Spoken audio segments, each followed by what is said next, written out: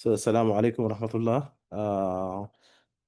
My name is Haitham Mekkawi, and I'm anesthesia and intensive care consultant. And today we would be speaking about the physiology of the respiratory system. And a lot of you, many of you will ask, why do I have to go over the respiratory physiology again? We did that in the preclinical, we did that in the pre-intermediate. I will say yes, that's true. But what we studied was the preliminary physiology, elementary physiology. Now we will convert it into clinical appliance, and we will apply that into our daily practice. The respiratory system is one of the essential systems for human body. Without it, life cannot be sustained. And in anesthesia and intensive care, it's one of the essential elements, and I will explain why. Not just because of the pathological pictures or the illnesses or the crisis that we may face in critical care unit or during anesthesia, but also to benefit from the basic knowledge to help the patient. Because it's like the building blocks. If you know the building blocks of the physiology system and how to utilize each one effectively and effectively, then you will be managing your patient in a safe and a professional being to do him good and not to cause any harm. So, inshallah, nabda. So, in general, we can define the definition of the respiration as it's a physiological process by which the body exchange gas with the environment to support the cellular metabolism. That's the easiest and the simplest definition. اللي هو it's a physiological process in which the body exchange gases with the environment to support cellular metabolism. That's mean we can divide the respiration into three subcategories or three types of respiration. External respiration is the process of gas exchange, exchanging of gas between the lungs and the atmosphere. So technically, we're speaking about mechanical work, inspiration, expiration. So the change of the pressure within the thoracic cavity provided by the movement of the diaphragm, cephalohead, or distal will generate negative interpleural pressure, interthoracic pressure, and the air will flow into the lungs through the conducting pathways or the conducting system, and it will reach the functional units like the alveoli, and those are the functional unit. So whenever we're talking about functional unit, then we're talking about respiration or respiratory space. If we're talking about any conductive system where there is no gas exchange occur, then we're talking about dead space. So now we know the first term, dead space. It's the areas of the respiratory system in which there is no gas exchange happening. Internal respiration is the delivery of oxygen carried by RBCs to the tissues. You know? So to deliver oxygen to the tissue, which is oxygen mainly bound to the RBCs, and to wash carbon dioxide mainly dissolve into the plasma, okay, you need volume or the plasma and the RBCs. So you need the hemoglobin and need also sufficient circulatory volume to be able to wash carbon dioxide, not to mention the flow itself. For example, if there is an obliteration due to thrombus or anything, then you will have area of ischemia distal to the blockade or the area of flow, and the area will go ischemic, and we will have ischemic changes. Final part of respiration is the cellular respiration, in which ATP is generated. And ATP is the dollar, the pound, the Bitcoin, or the energy molecule, the fuel, the gas, the petroleum that our body use to generate energy and to maintain life. Without ATP, then cells cannot function. For example, if you don't have ATP, sodium, potassium ATPase cannot function. Sodium potassium pump is essential to keep the hemostasis of the cell. So if the ATPase stop and there is no ATPase, after that, the concentration gradient will change and the water will move into the cell. And after that, you will have like cloud swelling of the cell. And after that, cell will die because it cannot maintain cell integrity. So the aim of respiration is to deliver oxygen to the cell to produce ATP required to sustain life. So very important is the mechanical work, functional units to be intact. You need the volume, you need the hemoglobin because you need the RBCs to move, and also you need the cardiac output to push or to maintain the flow. You need the blood pressure to preserve perfusion pressure, especially if there is an increase in interstitial pressure. For example, in case of myocytes and ventricles, we know that ventricles are mainly diffused during diastole. So you need adequate diastolic pressure. If the diastolic pressure is so high, then the ventricle will not be perfused. If there is increase in intercerebral pressure, then we know that we have to increase the blood pressure to keep the tissue perfused. And finally, the respiratory chain should be available within the mitochondria of the cells.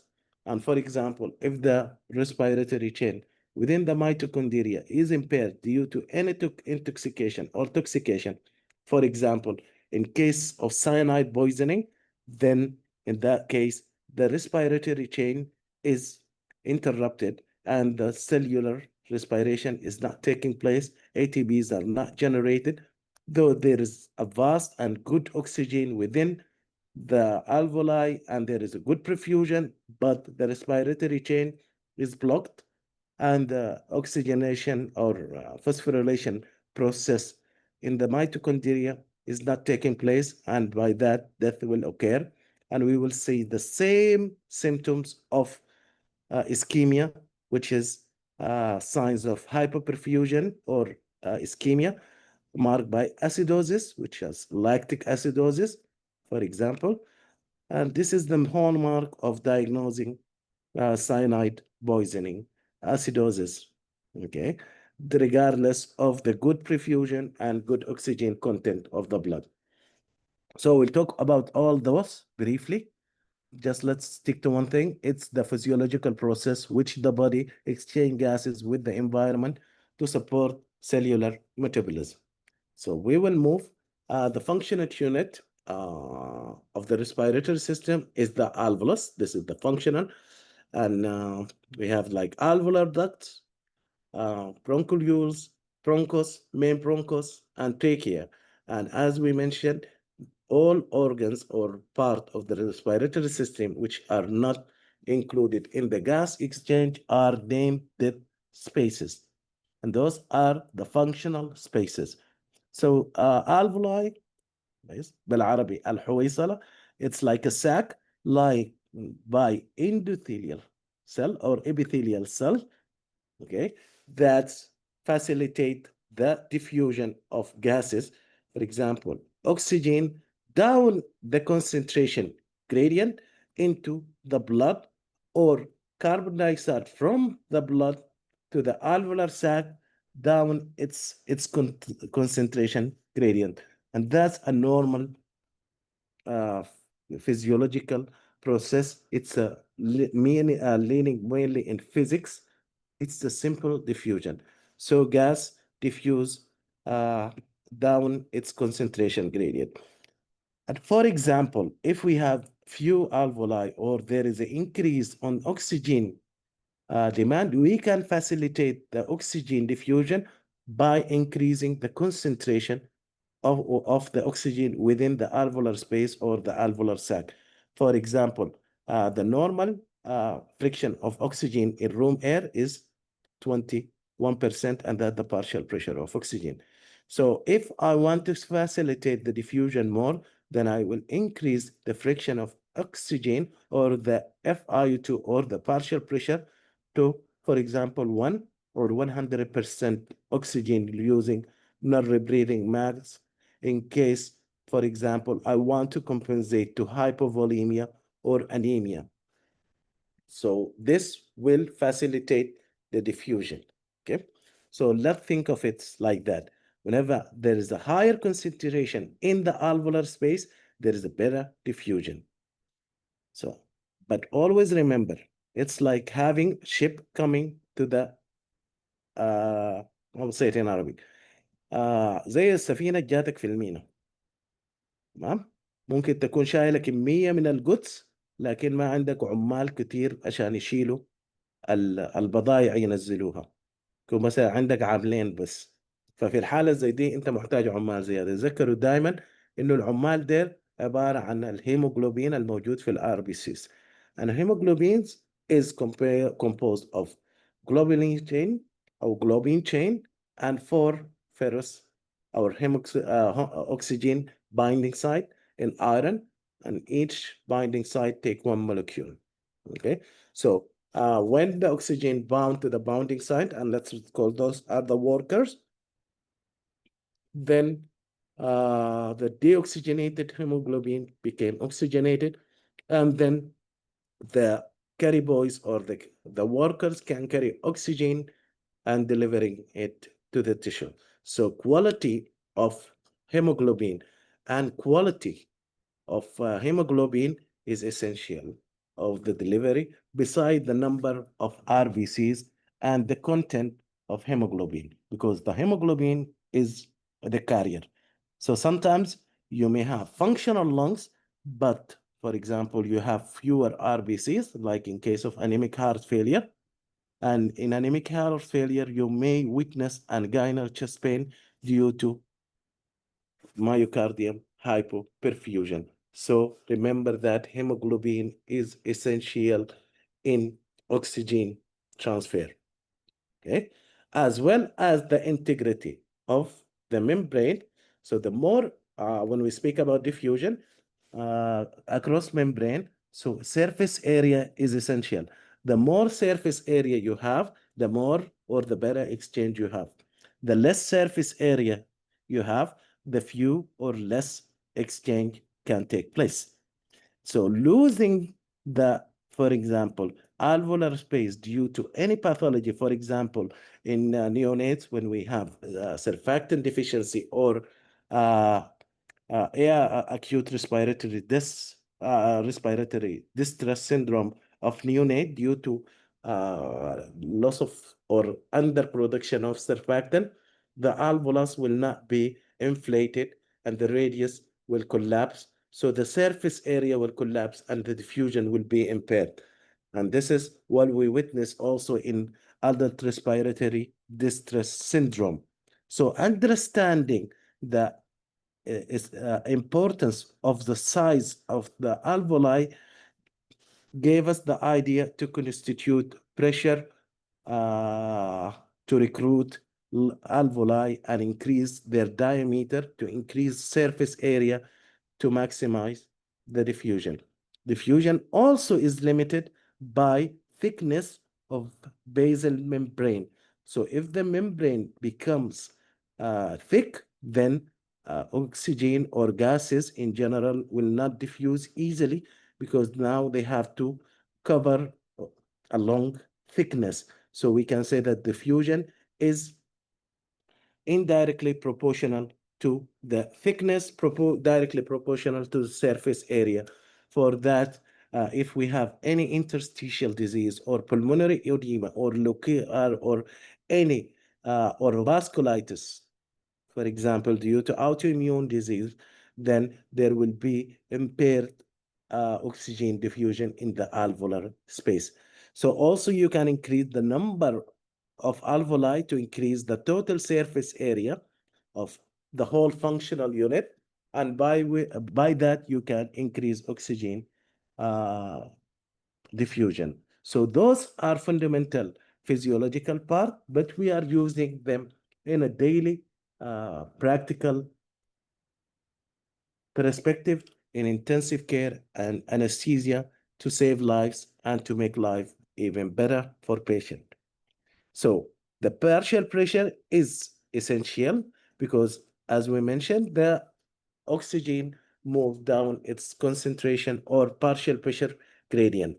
So for example, after that arterial PO2 or the partial pressure of oxygen within the arterial blood will be 100, we will find a PCO2 around 40. For that, then the oxygen can move into the tissue from the RBCs to the tissue, and from the tissue carbon dioxide will diffuse also to the plasma, where it will be carried to the lungs, and then a new cycle will start. So that's it. Going back to the diffusion. If we want to define the diffusion in a relation, we can say that the diffusion of any gas is directly proportional to the surface area. So, and surface area depend on the integrity of each alveoli, as well as their number. The more number of functional alveoli we have, the more diffusion, total diffusion we have. It's reversible or indirectly proportional to the thickness of membrane. So if we have any disease that increase the thickness of membrane due to the deposition of, for example, antibodies, like in Goodpasture disease, or due to edema present into the interstitial, then the diffusion will be impaired or slowed because it's indirectly proportional to the thickness. Also, we found that it's proportional to the solubility of gas divided by the square root of the molecular weight of the gas. And that's what we call about the diffusion coefficient. Okay. So in textbooks, you will find diffusion coefficient and know that the coefficient is equal to the solubility divided by square root of the molecular weight times the delta or the change of the pressure. So it's the interalveolar pressure minus the capillary partial pressure of the gas. So this is the formula governing the profusion or diffusion of gases. And also this formula is known as Fick's law of diffusion. According to our understanding to those concepts, we can divide respiratory failure into two main respiratory failure that we can find in textbooks, and in practice, we can divide them into 4 categories. The first type is the hypoxemic respiratory failure or oxygenation failure, when there is a problem in the alveoli preventing oxygen from diffusing from the alveolar space to the hemoglobin to bind with it. And this is oxygenation failure. So this is a process, it's a physical and chemical process. So it's defined as decrease in the partial pressure of oxygen in the arterial blood specimen, okay, with normal or low partial pressure of carbon dioxide. So this is mainly due to failure of oxygen exchange at the alveolar capillary membrane. So it's either you have a problem within the alveolar or the capillary, or the drive that brings blood to the alveolar or capillary. So, for example, you can find it in pneumonia, pulmonary edema, or ARDS, cardiogenic pulmonary embolism, interstitial lungs problem. And the problem within this is impaired oxygen diffusion and ventilation perfusion, or we can say it's a VQ mismatch. And I'm quite sure most of you worked during COVID. and we knew that COVID is a form of ARDS due to the VQ mismatch. The patient have better chances by improving the VQ mismatching. So this is the first respiratory failure. Second respiratory failure is what we call hypercapnic respiratory failure or ventilatory failure. Okay, and when we talk about ventilation by itself, we're talking about chemical process, inflating and deflating the chest to move gas in and out. So if the patient start having problem with the ventilation, so the carbon dioxide will start retaining and building up. That's why we call it hypercapnic, more capnic carbon dioxide. So we will find that the PCO2 is more than 50 millimeter mercury, plus minus oxygen. Mechanism, for example, if there is a failure for alveolar ventilation, for example, due to chronic obstructive pulmonary disease or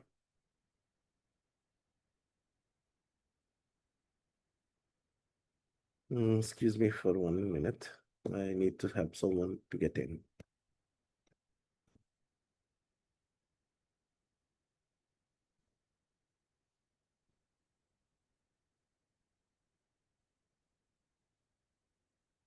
So once again, chronic obstructive pulmonary disease, neuromuscular disease, for example, in Guillain-Barré disease or Guillain-Barré, okay, there is a problem with the innervation of the diaphragm, or myasthenia gravis when you have problem with the receptors, or central respiratory depression, for example, due to overdose, OD, or brainstem stroke.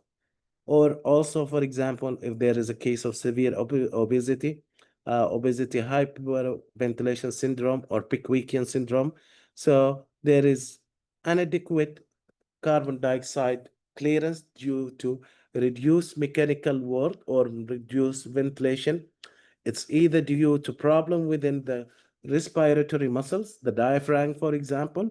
There is a disease affecting the muscle like Guillain-Barré, or affecting the receptors like myasthenia gravis, or the compliance of the chest wall or cavity, like a case of obesity, or if, for example, there is a trauma, okay, the compliance will be affected, and the compliance is, we'll speak about it later. In clinical practice, we also have preoperative respiratory failure, and it is atelectasis related.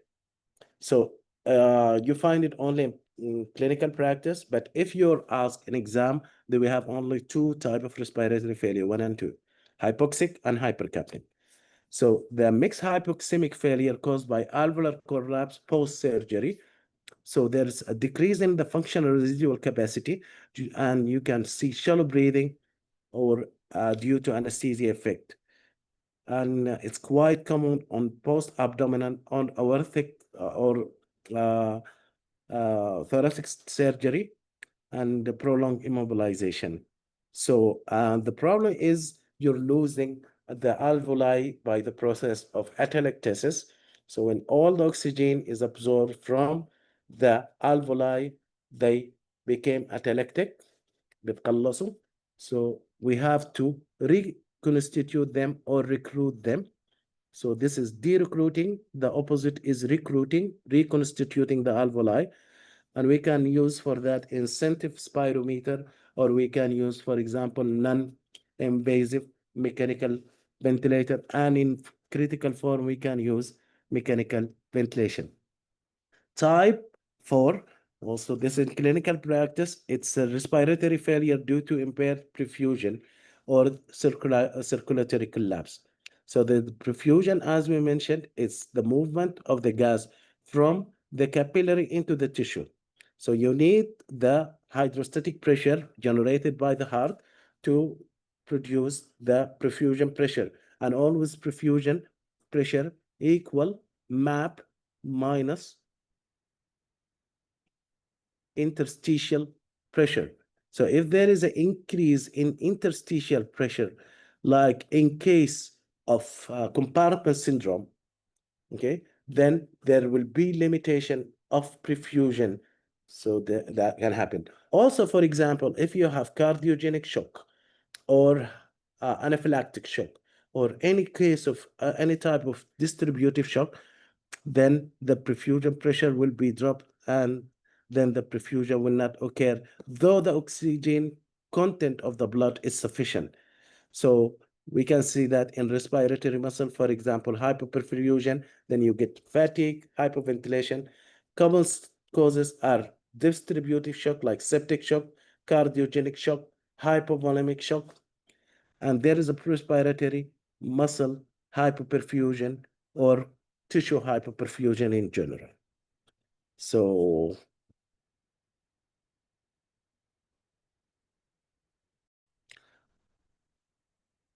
arterial oxygen delivery, okay? So it's a simple equation that measure the oxygen available to be delivered to the tissue. So the arterial oxygen delivery equal to the cardiac output times the content of oxygen of the blood. So let's start with the easy part. We know that the cardiac output is equal heart rate times stroke volume. And we know that stroke volume is dependent on the preload. And the preload is defined as or equal to the amount or the venous retain. Okay. And also it dependent its cardiac function and afterload. And afterload, we can simply say it the pressure against the heart work. So this is mainly the systemic vascular resistance. The content of oxygen is a formula that can be calculated 1.34 times concentration of oxygen times saturation of oxygen plus 0.003 times the PO2. Okay, so this is the content. So if you calculated that, I can calculate the arterial oxygen delivery to the tissue.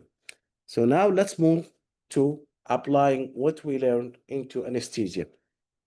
So we know that anesthesia comes from the ancient Greek and an mean without or lack of. Asthesis mean sensation or perception. So anesthesia or anesthesia is the lack of perception or sensation. So it's simply mean without feeling or lack of feeling. So the term was used in the 19th century, and since then it became our slogan and motto. Anesthesia, anesthesia. So technically, anesthesia is the controlled temporary state that allow patient to undergo surgical diagnostic or therapeutic procedure without pain or without distress or without memory. It involves loss of sensation and sometimes loss of consciousness induced by administration of the drugs. So in general, we say that we have the triangle of anesthesia composed of hypnosis that you put patient into sleep, but definitely before putting patient into sleep, you need analgesia, which is moving the pain using opioid, synthetic or natural, and myo or muscle relaxation. That's the triangle. And the best if you use the square, adding hypnosis, for example, due to awareness, or not to recall event that take place during surgery. So this is the clinical definition. So the key component are analgesia is you prevent patient of feeling pain. Amnesia, it's losing memory. And hypnosis, it's awareness of consciousness. Areflexia, it's a suppression of reflexes. And muscle relaxation when needed, a reduced muscle tone to facilitate the procedure. So why do we focus? Because anesthesia alters the respiratory physiology. So when you deprive the patient from the reflexes, okay, using hypnotic drugs or muscle relaxation, then patient cannot, for example, clear his airways from secretions or products. So he may aspirate or he may suffocate due to the presence of those secretion. Also, it's either you decrease muscle tone or you completely remove the muscle tone, okay, using muscle relaxant. So, and also you also reduce the respiratory drive. That's mean the respiratory center will not be able to detect the normal physiological change that happen to adjust itself to body need. So when you take that from the patient and you deprive patient from those things, you have to replace them. And here come your role as an anesthetist.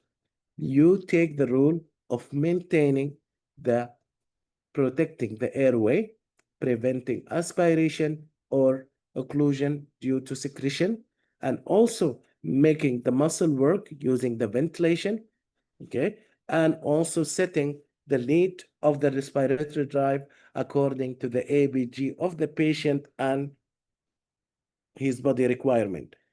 For example, volatile agents, opioids, sedative, depress central chemoreceptor responsiveness to CO2 and oxygen. And also, we have some mechanical change, for example, reduce functional residual capacity, airway collapse, increase a risk of hypoxemia and hypercapnia. So, key point, without understanding the respiratory mechanics, safe ventilation cannot be guaranteed under anesthesia. And for that, we focus on the understanding of respiratory physics and chemistry and in whole respiratory physiology. Airway management is fundamental for anesthesia. So it's the first priority in anesthesia to secure and maintain patent airway. So for that, you need to understand the physiology of upper airway collapse, dynamic airway compression, and flow limitation. It's essential for predicting and managing difficult airways. Without that, and this is your daily bread as an intensivist or anesthetist, if you don't know how to manage airways, then you may harm the patient. Okay, but sometimes you may lack the skill, but you have the profound knowledge, and in this case, you're somehow beneficial to the patient. So, oxygenation and ventilation must be precisely controlled in anesthesia, especially in major surgeries or critical illnesses. So you need to deliver sufficient oxygen to match the cellular demand and also remove the carbon dioxide effectively. For example, if the patient is in hypercatabolic state, like in thyrotoxicosis, he will be generating more carbon dioxide. So the best way to move the carbon dioxide is by increasing the ventilation. So you need to increase the respiratory rate to minimize or to maximize the get rid or washing of carbon dioxide. So you have to understand that. You have to do ABG. And also understanding gas exchange, for example, gas exchange, diffusion, perfusion, VQ mismatching is critical. So to know when to adjust the FiO2, when to adjust the tidal volume, and when to use peak and expiratory pressure and respiratory rate appropriately. So if you don't know the concept of the physiology, then you will not be able to use all those tools. So let's remember that not all the patients came in the same setup. Different patient population have different respiratory risk. For example, obese and pregnant pediatric and elderly patient have unique respiratory physiology. For example, in obesity, there is a reduced functional residual capacity that lead to faster desaturation. Pediatrics have higher oxygen consumption. That's why they desaturate very rapidly due to their high oxygen consumption. Same with parturient or pregnant. Anesthetic plan must be tailored or customized according to the patient to meet their needs. So clinical event in anesthesia and often respiratory, for example, that can happen is laryngospasm, bronchospasm, aspiration, hypoventilation, hypoxia. All of those are incidents that may occur in your operation. So addressing those issues is very essential. For example, laryngeal spasm happen if the patient is in light anesthesia, and if there is a stimulation of superior laryngeal nerve, then the recurrent laryngeal nerve will abduct the vocal cord and the patient will start developing spasm that can lead to suffocation or negative pulmonary edema, and that's a life-saving. Bronchospasm due to hypersensitivity, aspiration if you fail to protect the airways, hypoventilation if you're not ventilating the patient adequately, and hypoxemia if you're not managing the VQ mismatching correctly. So what is respiration? We know what is respiration. This is the iron lung. It's one of the primitive or the essential primitive equipment. It used during the poliomyelitis outbreak to provide the mechanical work, mimicking the normal physiological respiration by generating negative pressure within the chamber so that the muscle of or the whole abdomen, including the diaphragm, will be pulled down, and then the patient will inspire using his own airways, patent airways, and during expiration, the pressure will be released using pressure relieving valve, and then the patient will exhale using the kinetic energy stored in the chest wall or elastic recoil of the lungs. That was the basic and primitive the iron lung, الرئة الحديدية. It was used till I think 3 years ago. The last patient died who was in this device. Then we came with the positive pressure ventilator. The concept was flipped somehow. Instead of using the negative pressure generated by diaphragm or mechanical diaphragm, now we are using positive pressure. That's why we call it positive pressure, because we are applying positive pressure to inflate the lung as balloon, okay, and removing the pressure to deflate the lungs. So this device mimics the mechanical work of the respiratory system. So making air move in and out. This is only one part. It can also improve the oxygenation by recruiting alveoli, applying PEEP, but it cannot improve the oxygenation. We have this device. It's the ECMO, the extracorporeal membrane oxygenation. And this device is used to provide oxygenation. So it's like moving oxygen or moving blood through a membrane where oxygen is on the other side, and same perfusion or diffusion happen.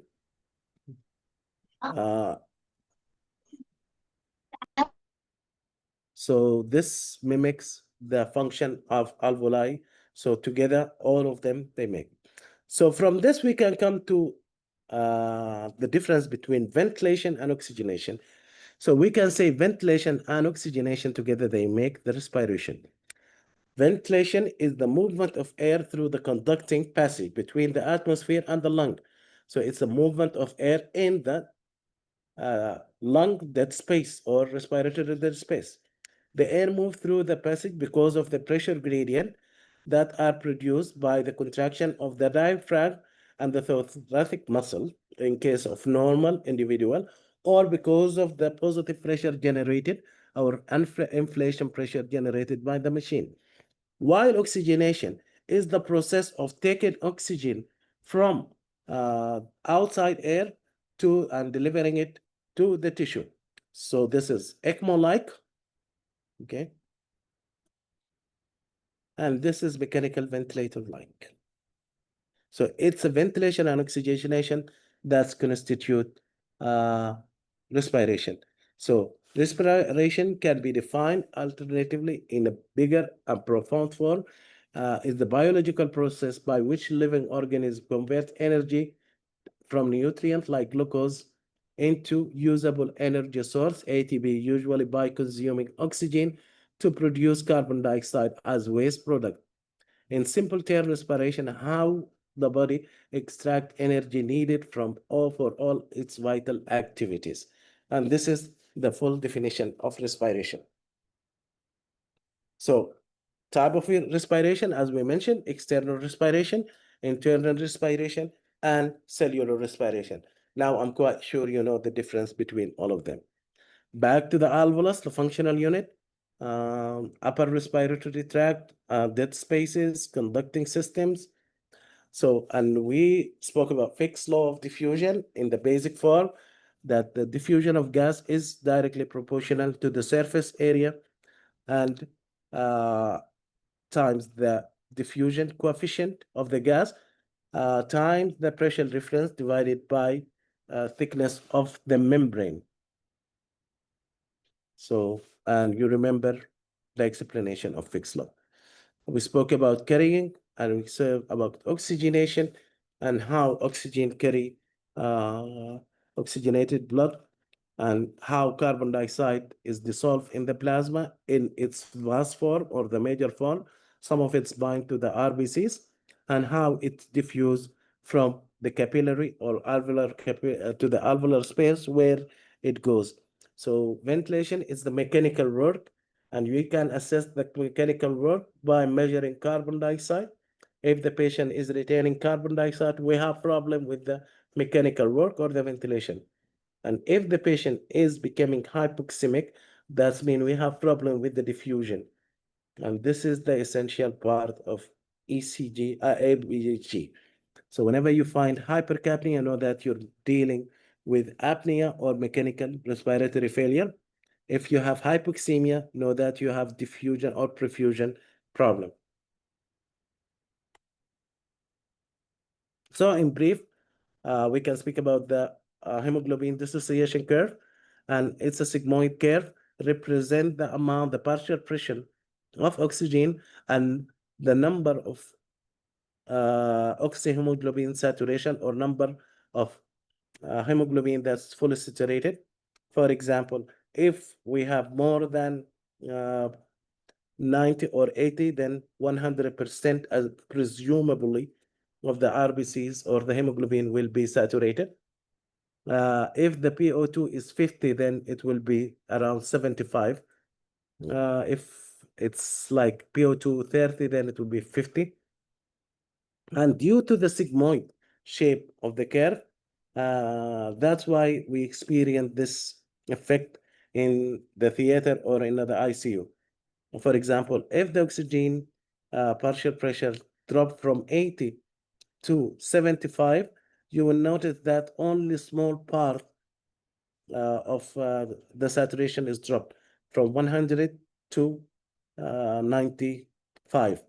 Till you reach, for example, 60, then you will have around 90%. After that, the drop will be significant. That's explain why in monitor, for example, in case of apnea, the saturation starts with 100, and after, for example, 30 seconds, it dropped to 95, and after that to 88, and after that it dropped to 60, and from 60 it's hit the 40, and after that it's 0. Okay, and that's due to the sigmoid nature of the curve. Okay, so we have shift that may happen to the oxygenation dissociation curve, and this shift can be to the right, okay, or to the left. So whenever it's shifting to the right, that means RBCs are keen and able to give more oxygen to the tissue. When it shifts to the left, that means the opposite. RBCs or hemoglobin will become selfish and retain oxygen and will not release it easily. So always I say right stand for R, okay, and left is L. So for example, any R stand for increase, raise, زيادة. So if there is an increase in carbon dioxide, then it will shift to the right. If there is increase in acidosis, that means the patient is more acidotic, then it will move to the right. If there is an increase or raise in temperature, then or right. Increase in diphosphoglycerate, then it will shift to the right. There is a physiological situation where oxygen shift to the right, like pregnancy. Okay. Opposite is L, lower. So if you have lower carbon dioxide, then the shift to the left, lower acidity or alkalosis, shifting to the left, lower temperature, that's been shifting to the left, and lower diphosphoglyceride, 2,3-diphosphoglyceride, mean shifting to the left. So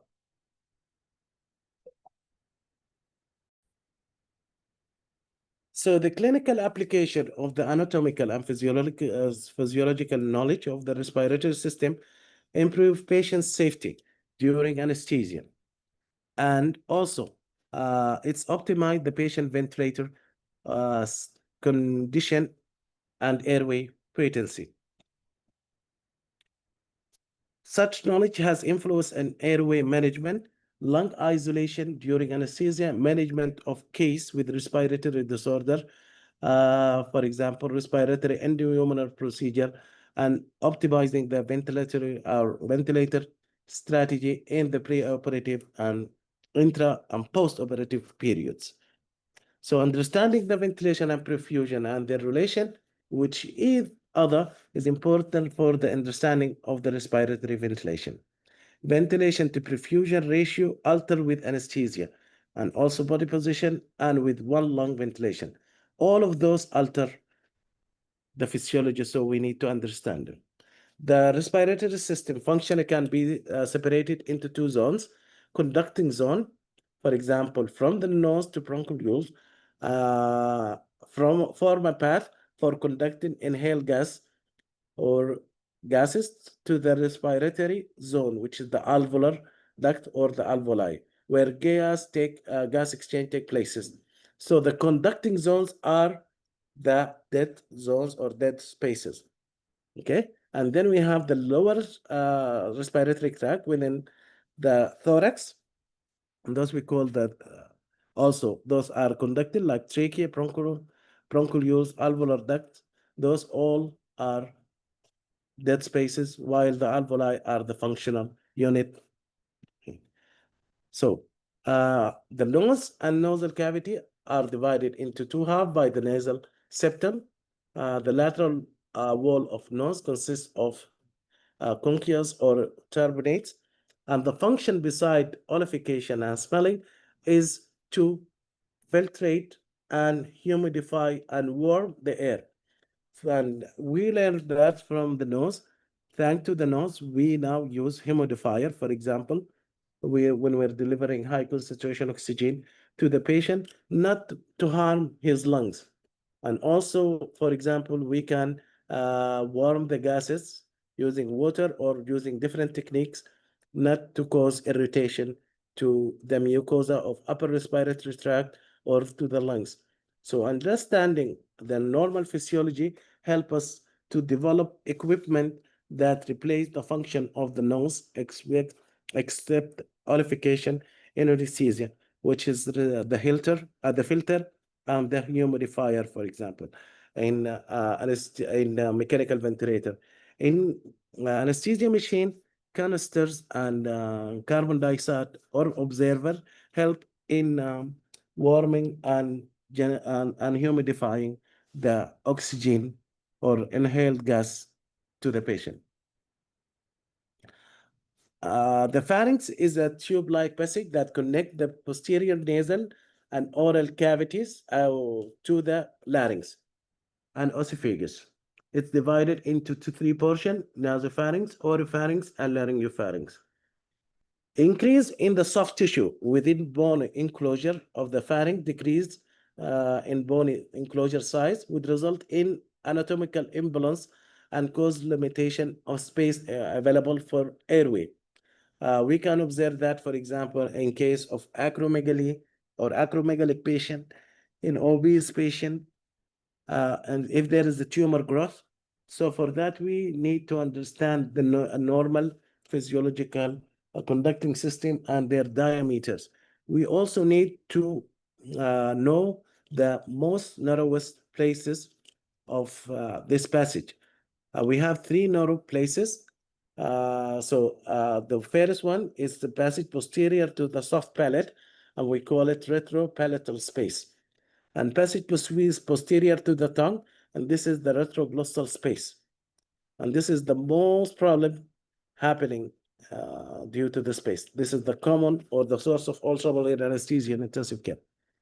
Passage posterior to the epiglottis is the retroepiglottic space. For example, if you have a tumor, retro to epiglottic space, it have bad effect. Or for example, if you have infection or suppurative infection like pus, so the scenario will be very disastrous. So the significant reduction in their space, which are naturally narrow, can lead to disaster. And this happened in anesthesia and sedation. And if that happen, and it will happen, it will lead to upper airway obstruction. And why that? Because each space is controlled by a muscle. For example, the retropalatine space is governed by the tensor palatine muscle. Genioglossus muscle prevent the tongue from obliterating the airway of the patient by resting on the retroglossal space.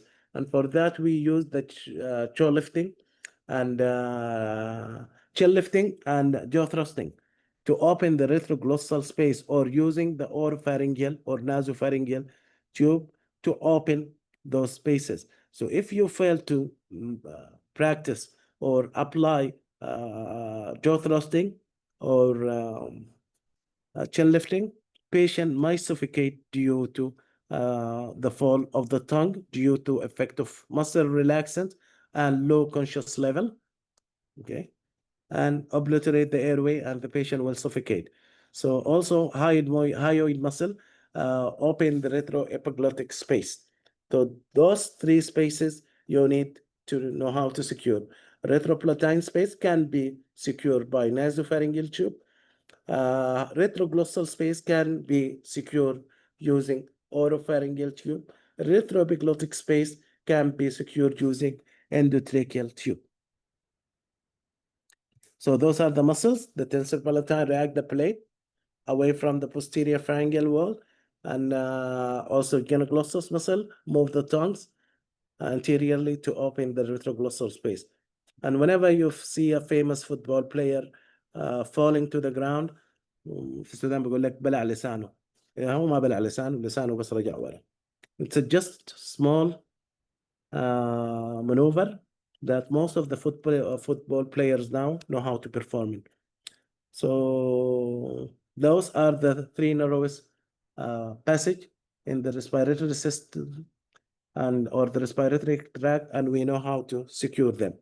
So you can have, for example, some cases like you have glossomegaly, an acromegalic patient.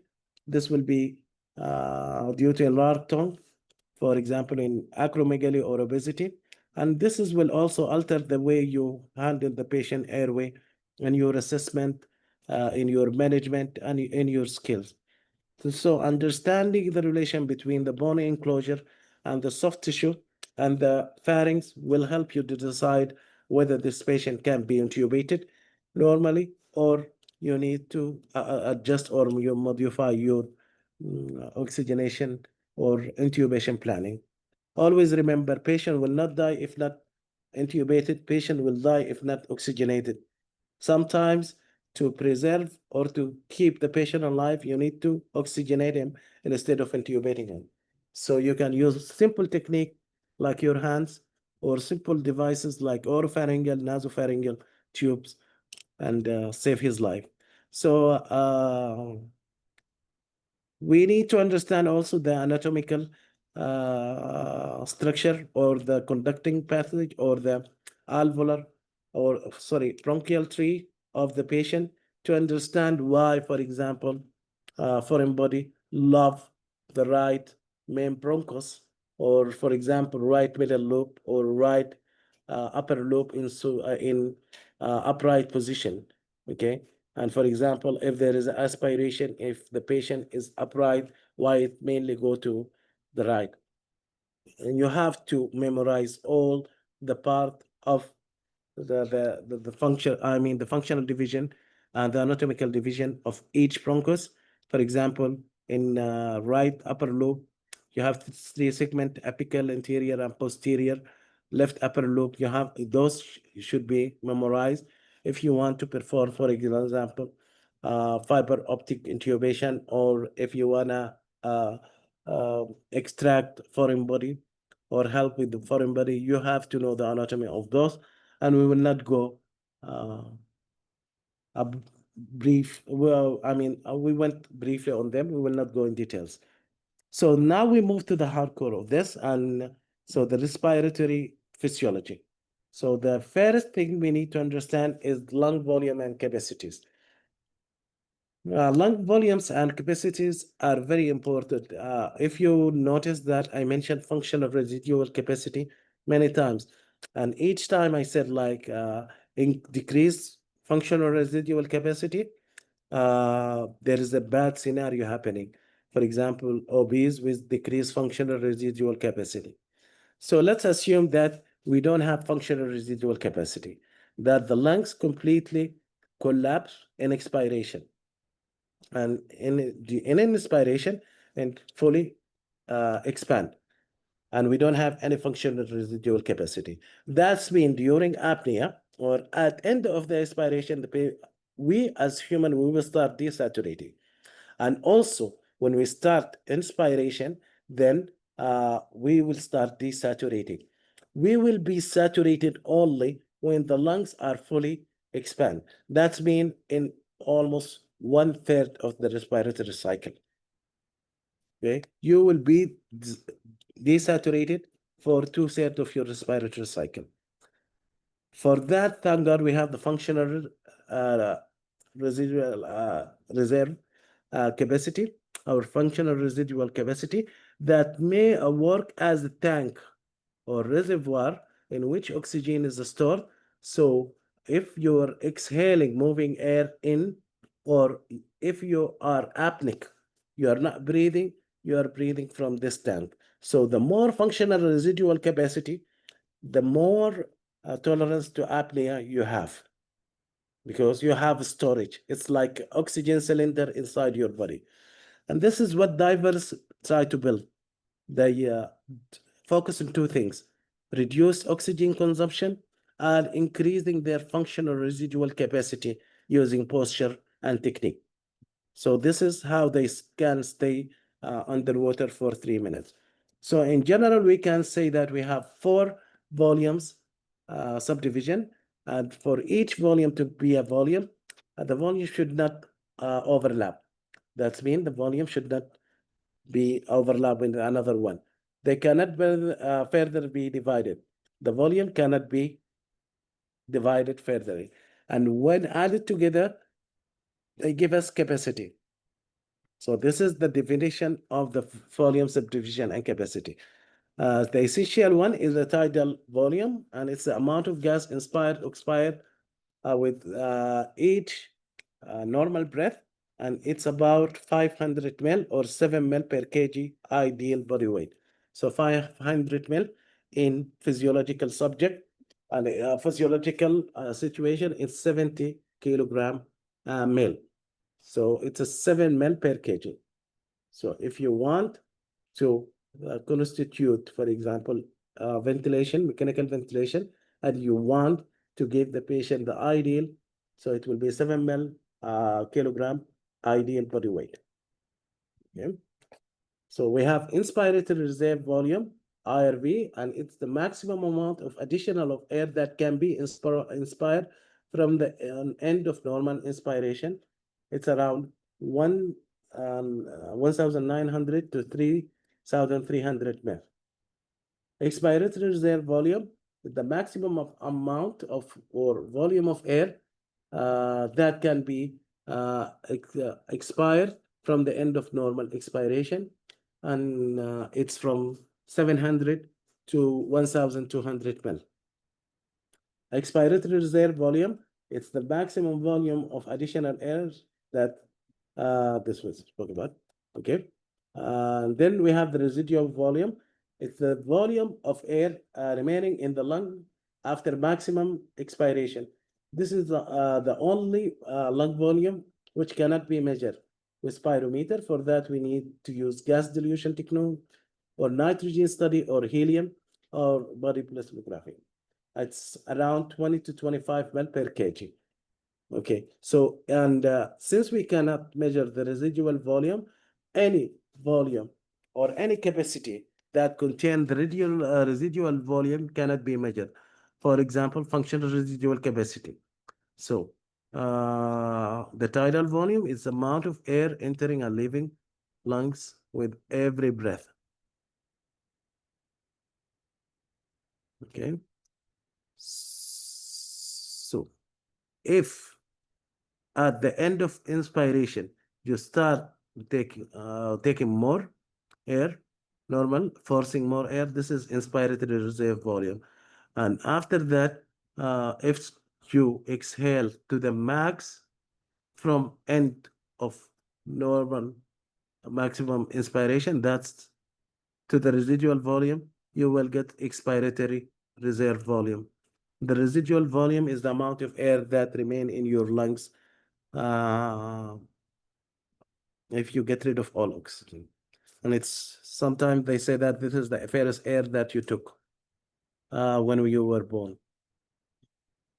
So lung capacities, briefly, we have the total lung capacity, consists of residual volume, inspiratory reserve volume, tidal volume, and expiratory reserve volume. So total lung volume consists of all four. Okay, vital capacity consists of three: the expiratory reserve volume, tidal volume, and respiratory reserve volume. Residual functional residual capacity equals the expiratory reserve volume plus the residual capacity. For exam, you need to know them all. So respiratory disease, according to the physiology, can be divided into restrictive disease, and restrictive disease make it difficult to get air into the lungs. That's why they restrict inspiration. So there is a decrease in vital capacity, decrease on total lung capacity, residual volume, and functional residual capacity. Example like fibrosis, lung fibrosis, sarcoidosis, muscular disease, and chest wall deformities. We can say also we have obstructive disease, and it's difficult for patient to get air out of the lungs. So those are the obstructive. So you have problem getting air out of the lung. So there is a decrease.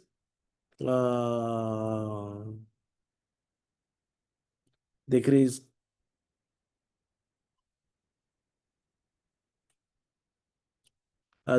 vital capacity, increase total lung capacity, residual volume, and functional residual capacity, and include emphysema, bronchitis, chronic, and asthma.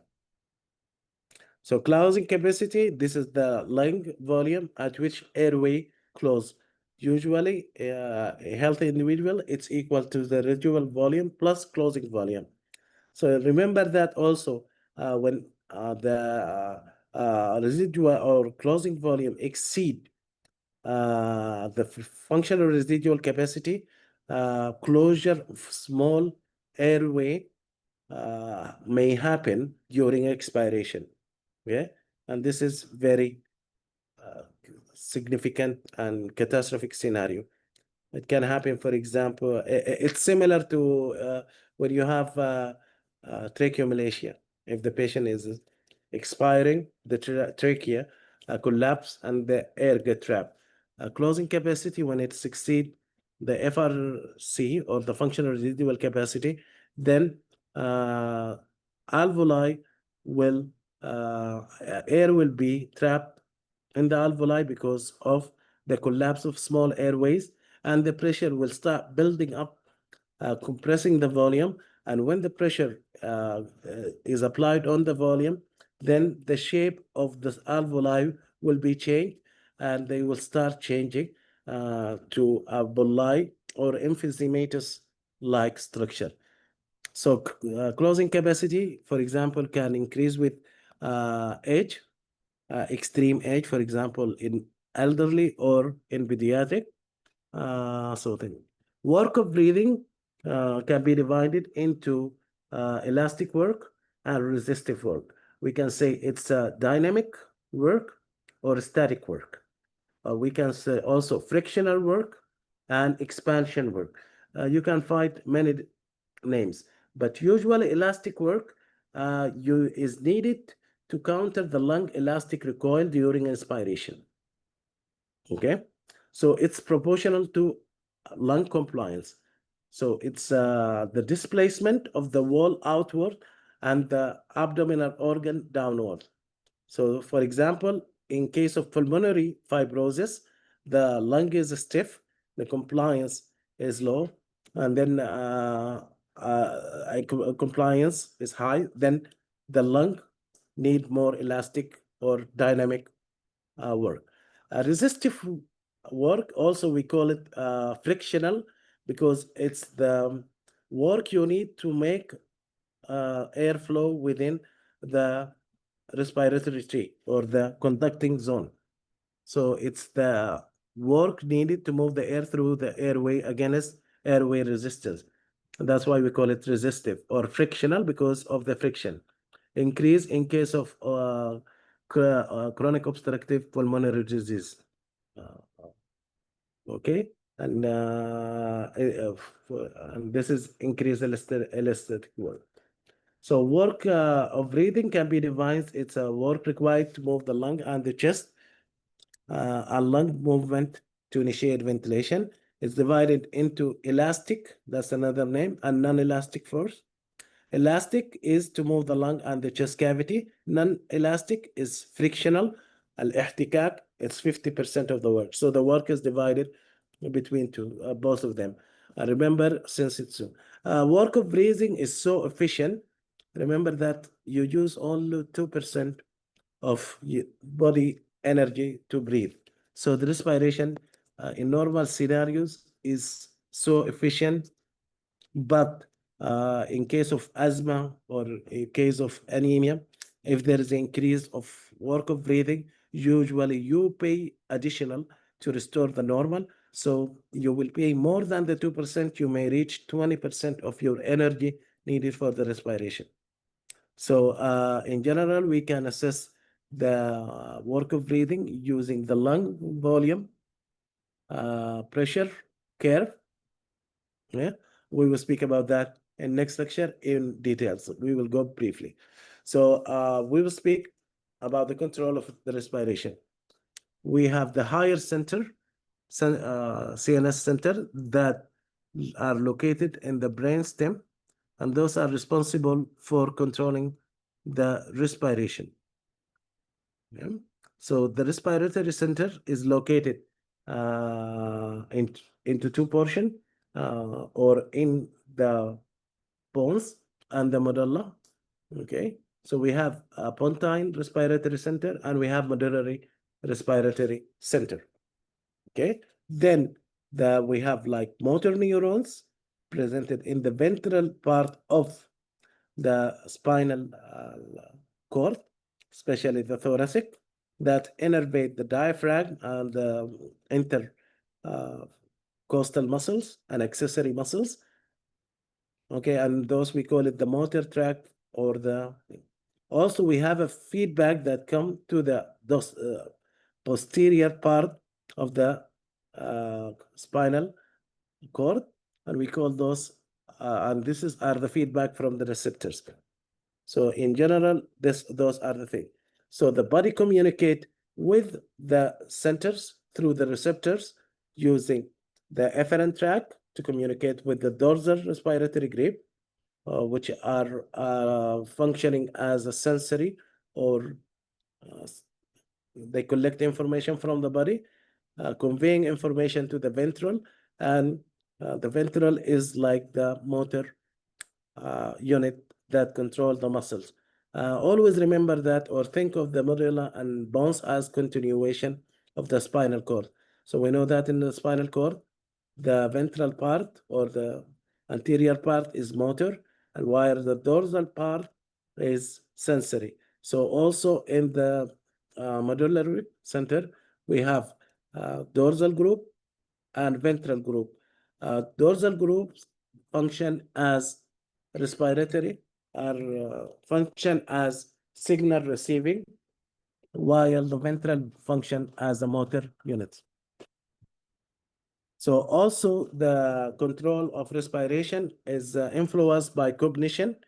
Cognition is being realization, sensation, love administration, etc., etc. Sometimes he said, as they say, his words took my breath, and his breathing took my breath. So it happened because of cognition influence in the higher center. So the higher center can contact immediately with the motor neurons or can have relay through the midbrain centers. So this is briefly. So control of respiration can be summarized as how do you control respiration and what cells directly control inhalation and exhalation. So you need to control skeletal muscle involved in inhalation and exhalation. And I'm talking here about the diaphragm, intercostal muscles, and accessory muscle. These cells control respiratory minute volume or minute respiration using or relying on motor neuron to control that, presented in the ventral part of the spinal cord, receiving innervation from several central nervous control center. The most important part are the pontine center and ventral group and dorsal respiratory group. Dorsal respiratory group, as we mentioned, work as sensation pathway. So they receive inputs from, for example, proprioceptors. Those are your body GPS located within your muscles. For example, if you raise your hands, you will observe that your respiratory rate will increase. We have the J receptors or a stretch receptor located within the lungs. For example, if the lung is overstretched, then the J receptors will tell the medulla that we are overstretched. Please ask the ventral not to overstretch us more, and by this you prevent paratrauma or trauma. We have irritant receptor, for example, cough receptors. If there is a smoke or inhalation of air body, or for example, aspiration of saliva, then there will be irritation contacting the dorsal respiratory group. Tell them that we aspired. Please ask the ventral group to talk to the diaphragm or intercostal muscle to initiate cough, and then you clear your airway. So also the dorsal group receive through the glossopharyngeal nerve, cranial nerve 9, inputs from the carotid body, okay, and those are sensitive to the partial pressure of oxygen, to some extent pH and carbon dioxide. So this is also will modulate. For example, if there is a hypovolemia and the carotid bodies are less stretched or unstretched, then the patient will start compensating by going tachypneic. Also, the oxygen, if there is a hypoxemia, the patient will compensate by increasing the depth of respiration and sometimes increasing the rate. Okay, but the most important is the central chemoreceptors located near cerebral aqueduct, and they are so sensitive to the pH. We know that the carbon dioxide react with water to give us bicarb and proton in the cerebrospinal fluid, and then the chemoreceptors, central chemoreceptors, can measure the change of the pH within the cerebrospinal fluid, and that will trigger increase of respiratory rate and minute ventilation initially. But always remember that the body acts smart. If you want to get rid of carbon dioxide, because this is the compensatory mechanism for getting rid of carbon dioxide and pH, so you have to increase the minute ventilation. And we know that the minute ventilation equal respiratory rate times tidal volume. So if you increase the respiratory rate only, that means you're adding salt to insult, because you will need more energy to move the respiratory muscles. That will generate more acidosis, and the muscles are hyperperfused. So this will be a disastrous scenario. So the body go into smart, efficient way by adopting cosmal breathing, which is shallow, deep breathing. So you increase the tidal volume instead of increasing the respiratory rate to maintain the minute ventilation in case of acidosis. We will stop here, and for example, we can continue on Sunday, inshallah, to finish the respiratory physiology.